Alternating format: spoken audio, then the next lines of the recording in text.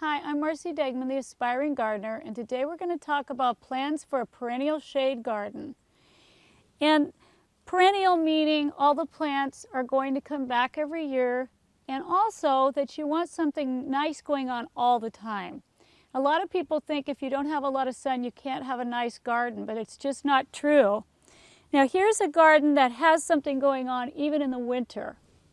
Here I've got some hellebore.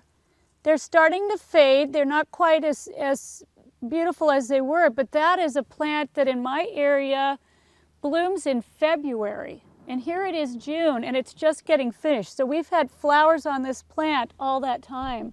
And even when the flowers are gone, the hellebore has wonderful glossy leaves throughout the summer.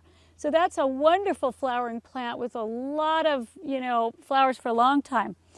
Next, in the spring, we get these heucheras, or coral bells, which have wonderful purple leaves but also get spikes of white flowers. So even when they're done, I still have this wonderful foliage color. And then to kind of add contrast, I have this chartreuse miniature hosta over here, which besides being a wonderful foliage plant, also has purple and white flower spikes. So what you want to do is you want to have plants that love shade, of course, that do well in those conditions, but that have good foliage even if they do flower, because when they're done you still want something going on. And that way you've got something to look at in your shade garden all year round.